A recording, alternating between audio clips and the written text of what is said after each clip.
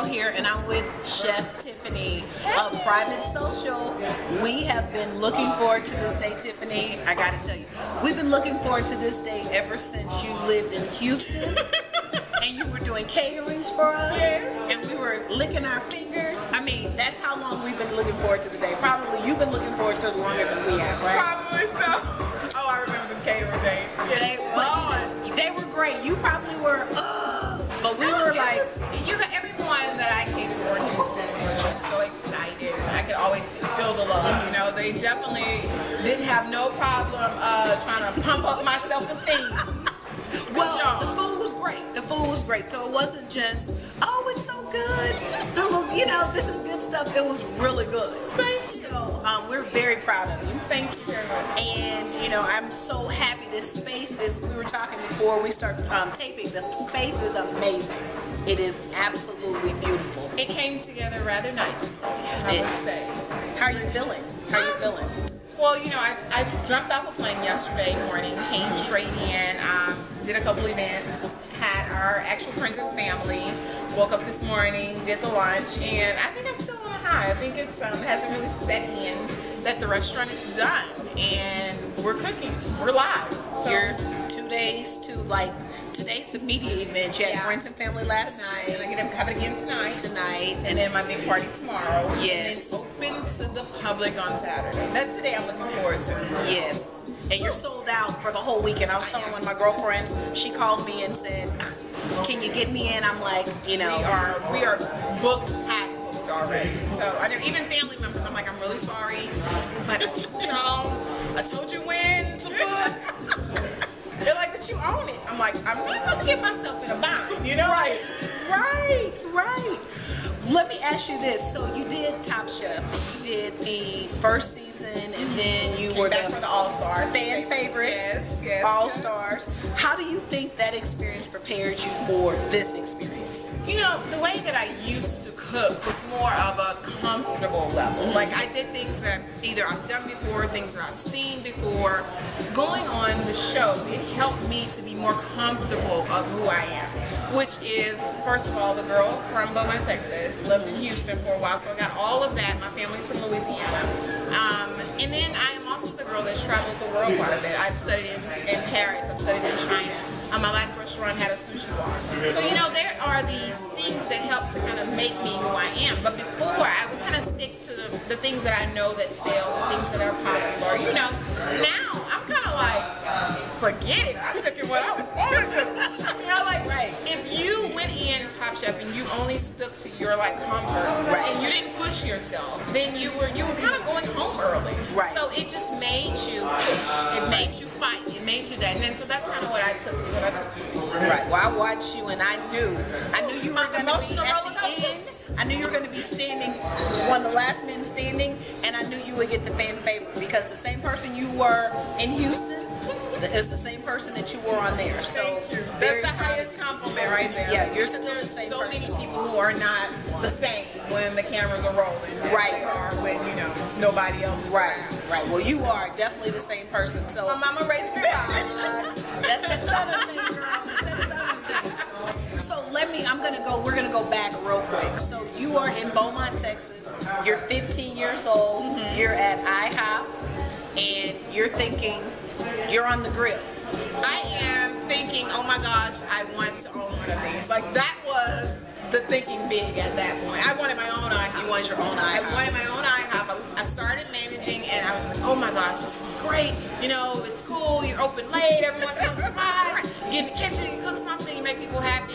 And I mean, that was a dream. I wanted my own IHOP. So the dream that you had for yourself was as big as the IHOP. When did it go from there to this could be possible? Culinary school, I started realizing, okay, IHOP wasn't as grand as it seemed. And only in my head. And then I started realizing there's this whole new world of upscale dining, of that service, of going out and being able to get dressed up or not get dressed up. And the idea of being served, and you know, it's a pleasure to serve. You know, it's great, you know, to go cook, and it's great to do all those things, but it's all in service. And that's what the restaurant is. It's hospitality. And it has to be real. It has to be genuine. And that's what we teach our staff is, You know, don't just go say how was something. Right. Really dig deeper. You know, get to know the people who are coming in, because they can come in 3-4 times, not one time. Right. But so it was in culinary school, and then when I worked at Pesce in Houston, I was like, oh man, Mark Holly's the stuff, man. He's awesome, right? And you know how he walks around that dining room, and, hey, fellas, how you doing? You know? Right. I just love that. So I really learned a lot about just going out, talking to people through him. And so is that how you came up with your concept? Is that how you decided to do the private side and then the social side? Actually, that was more of my partner's. And he had an idea. He wanted to do like just 2 things that didn't really make sense. But the thinking was that there's all these friends, and you have a group of friends, and some have money, some don't. And so you go out to eat, and half the people can't come because maybe they don't have the money. Well, you go to our restaurant, Private Social, you can order from the private menu or the social menu. Social menu is going to be at a lower price point. It's going to be shared plates. You can sit anywhere in this restaurant you want to sit. If you want to sit in the kitchen, I'm going to get you a chair. That's where you sit. But, you know, it's just about making everyone feel comfortable. So that was the whole idea between private. Do you want to be in the private dining room, or do you want to be in the social area? Right. So do you want to be in the scene, or do you want to be the scene? Okay. Right. Okay. Okay, I got that. So some days I'm feeling, you know, either way. I feel you 100%. Yeah, I'm definitely that girl. So I got one last thing to ask you. So what would you say to other 15-year-old girls, guys out there that are in Beaumont, Texas, small town Texas, anywhere, and they are aspiring to be where you are? What advice would you have for them? I would tell them the same thing that I tell everyone. I did a talk yesterday to the Boys and Girls Club, and that is, don't be afraid to dream big. You can do anything that you want to do. The problem is, many people say they want to be something or they want to do something, but they're not willing to put in the work. And in order to get that reward, it's going to take a lot of work. Most people don't know how many Christmases and Thanksgiving and holidays I miss working 2 jobs. You know, they see me now. They know about IHOP, but they don't know about that middle and where it took to get to where I am. Right. So don't be afraid to work. Don't be afraid. Go out there, have a dream big, and then work for that dream. Like, don't get deterred, don't get discouraged when it don't work out the first time, because they never do. It never works out. I had a restaurant close on me. So I mean, come on, and then this is where I am now. So I mean, you have to dream, and you have to stay working, and you have to stay positive, and you have to put that energy inside yourself. And there's a song that says, what did it say? Hold on, wait a minute, let me get it together. Come on, get it. She say, encourage yourself. And that's what you have to do. You have to encourage yourself, because sometimes people are not going to be there. And then there are times when they are, and it's great, but it has to come from the inside. Mama can't do it, daddy can't do it, none of them other people can do it. But you have to do it. Oh wait, that sure am.